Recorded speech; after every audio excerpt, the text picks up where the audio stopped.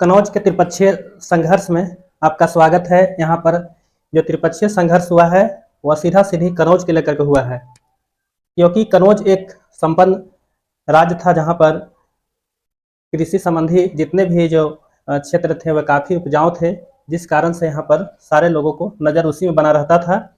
कनौज जो है वो हर्षवर्धन के अंदर था, वह उसके शासनकाल जब हर्षवर्धन का जब पतन हो जाता है तब है से कनौज है से बिखर जाता है।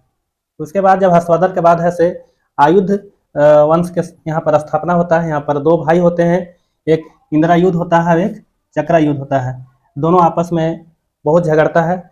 झगड़ने के बाद है से जब जो इंद्रायुध है वह यहाँ पर देखिए गुर्जर प्रतिहार है, इसके सहयोग से यहाँ पर है से कनौज पर राजा बन जाता है, लेकिन यह एक कठपुतली मात्र होता है। तो अब देखिए त्रिपक्षीय संघर्ष का जो शुरुआत होता है तो हम इसको स्टार्ट यहाँ से करते हैं कि इस एरिया में जो गुजरात क्षेत्र है और यहाँ उत्तरी भारत, यहाँ पर है से गुर्जर प्रतिहार का शासन होता है, जिसका पहला जो राजा होता है वत्सराज होता है। और ये आपको महाराष्ट्र क्षेत्र में यहाँ पर राष्ट्रकूट वंश होते हैं और इसका जो पहला राजा होता है वह ध्रुव होता है। और ये बंगाल के एरिया है, जो पहले बिहार, बंगाल, उड़ीसा ये सारे क्षेत्र इसी एरिया में आते थे। यहाँ पर पाल वंश का शासन था, जो पहला यहाँ पर है धर्मपाल है।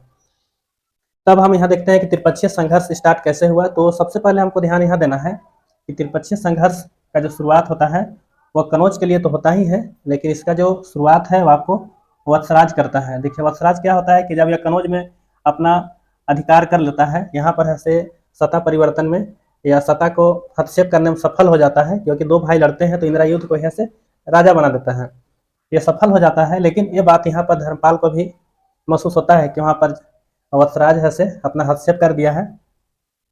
तो अब देखिए वत्सराज का हौसला बुलंद था। ये क्या करता है कि पाल वंश के राजा धर्मपाल पर आक्रमण करता है और यहाँ आक्रमण करने के बाद इसके बहुत सारा संपत्ति को लूट करके ये वापस आता है। तब इसका फायदा ध्रुव उठाता है। ध्रुव अचानक है से वत्सराज पर हमला करता है बीच रास्ते में, और इसकी जितनी भी लूटी हुई संपत्ति थी वो सारा है से छीन लेता है। छीनने के बाद ये अपने यहाँ चला जाता है। तो ये जो घटना होता है ये त्रिपक्षीय संघर्ष का पहला घटना होता है, ये प्रथम चरण है। और इसमें मान सम्मान में काफ़ी वत्सराज का नुकसान होता है, बहुत हरास होता है, वो लज्जित महसूस करता है और कुछ समय के लिए वो कमज़ोर भी हो जाता है।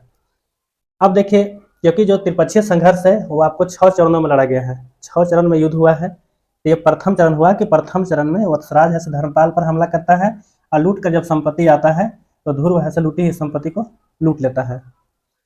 दूसरा में क्या होता है कि जब ये तो है से कुछ समय के लिए कमज़ोर होता है, तब इसका फायदा धर्मपाल उठाता है। धर्मपाल क्या करता है दूसरा राउंड में, ये आपको फर्स्ट हो गया, फर्स्ट में तो इसके साथ संपत्ति को लूटा, फिर यहाँ से यहाँ पर आया और यहाँ पर ध्रुव ने इसको ऐसे राष्ट्रकूट ऐसे संपत्ति को लूट लिया।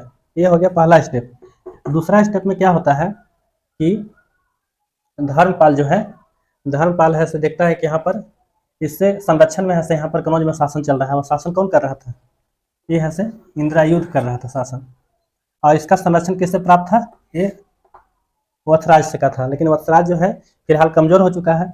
तब क्या करता है धर्मपाल यहाँ से कनौज पर जाता है, आक्रमण करता है और इस इंद्रायुध को हटा देता है। हटा करके है से इसके भाई जो पहले से संघर्ष कर रहा था सत्ता के लिए, इसको है से यहाँ का राजा बना देता है, कनौज का राजा बना देता है। मतलब अब सेकेंड राउंड में क्या हुआ कि जो कनौज है वह धर्मपाल मतलब पाल वंश के अधीन हो जाता है, क्योंकि उस समय तो राजा बनाने की परंपरा थी, राजा बना दिया उसको, तो मतलब उसके अधीनता स्वीकार कर लिया। तो ये हो गया आपको दूसरा राउंड में। दूसरा राउंड में ऐसे आपको ऐसे यहाँ पर कनौज पर धर्मपाल का अधिकार हो जाता है। अब देखिए यहाँ पर तीसरा संघर्ष में क्या होता है, ये पहला जो संघर्ष हुआ था उसका पुनरावृत्ति होता है।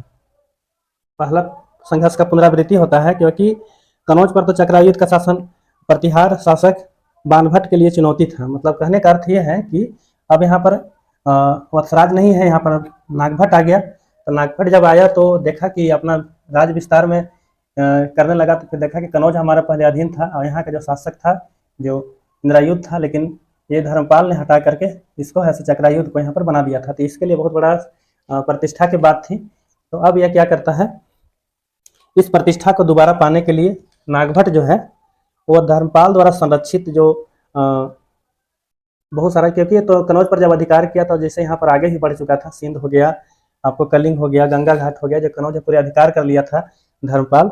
तो इसको क्या करता है कि इस पर ऐसे थी बानभट्ट ऐसे हमला करके ये सारे एरिया को अपने अंदर कर लेता है। जब ऐसा करता है तो फिर इसके बाद राष्ट्रकूट का जो होता है नरेश जो होता है, गोविंद तृतीय होता है, वो ऐसे अपना गेम करता है। ये क्या करता है कि धर्मपाल द्वारा जितना भी धर्मपाल से छीना हुआ संपत्ति था, जो ये है से नागभट्ट छीन लिया था, इस सारे संपत्ति को है से फिर दोबारा ये छीन लेता है। मतलब इसीलिए कहा गया था, उस समय तो संपत्ति छीनी गई थी, लेकिन इस बार जो है जो भाग जो धर्मपाल से छीना गया था वो सारा है से यहाँ पर है से गोविंद तृतीय है जो राष्ट्रकूट का है वो छीन लेता है। ये हो गया तीसरा चरण। चतुर्थ चरण का है से कोई हिसाब नहीं है, वो विवादास्पद है, उसका बहुत सारा दिया हुआ है। उसमें बहुत सारे जो तीनों शक्ति थी वह क्या हुआ था तीसरा चरण में। तीसरा चरण में यहाँ पर नहीं, तीसरा हो गया। चौथा चरण में जो है वो आपको तीनों आपस में अपना सत्ता बचाने के लिए आपस में यहाँ से व्यस्त था, तो कुछ देर के लिए यहाँ से रेस्ट था कनौज। अब देखिए पांचवा चरण। पांचवा चरण में क्या होता है, किस चरण में मैदानी भाग लगभग खाली था, गुर्जर प्रतिहास जो था वह काफी है यहाँ पर यह कमजोर हो गया था चौथा चरण में। और इसके बाद है से यहाँ पर जो पाल नरेश जो था वो धर्मपाल और देवपाल दोनों ने, धर्मपाल तो बहुत दिन तक शासन किया है, ये है से इसका कमजोरी का फायदा उठा करके उत्तर भारत का बहुत सा भूखंडों को ऐसे क्या कर देता है, ये है से अपने अंदर कर लेता है ये पांचवा चरण में, और कनौज समेत है से पूरे क्षेत्र को कर लेता है। अब देखिए इसके बाद होता है क्या है कि पांचवा चरण का जो संघर्ष होता है उसमें बहुत सारा जो है कि ये क्षेत्रीय जो इसका लोग का भी सामंत था। तो पहले तो मान लेते हैं कि हर्षवर्धन का ये लोग ऐसा सामंत था, लेकिन अब इसका भी छोटे मोटे बहुत सा सामंत थे, ये लोग ऐसे स्वतंत्र होने लगा। जैसे यहाँ पर आप देखे हैं कि पांडे है, चोल है, चेर है, मतलब ये लोग भी छोटे छोटे राजाओं का ऐसे यहाँ पर उदय होने लगा। क्यों ये उदय हुआ, क्योंकि ये जो तीनों शक्ति जो थी वह केंद्रीय शक्ति बनाने में असफल रहा, इसीलिए छोटे छोटे शक्ति का यहाँ पर ऐसे उभरता हुआ दिखा। अब देखिए यहाँ पर है से अंतिम जो छठा चरण होता है, अंतिम छठा चरण में है कि त्रिपक्षीय संघर्ष का अंतिम चरण माना जाता है। और इस संघर्ष में जो गुर्जर प्रतिहास शासक है, क्योंकि यहाँ भी पाल भी कमजोर हो चुके थे, धर्म कमजोर हो चुके थे, ये ऐसे पूरी तरह से इसका फायदा उठा करके ये कनौज पर ऐसे अधिकार कर लेता है। और अंतिम राउंड में यही है कि कनौज ऐसे गुर्जरों के हाथ में चला जाता है, लेकिन इधर अरबों का आक्रमण या और बहुत सारे छोटे शक्तियाँ का उदय होने से ये बहुत दिनों तक नहीं चलता है, ये विखंडित हो जाता है।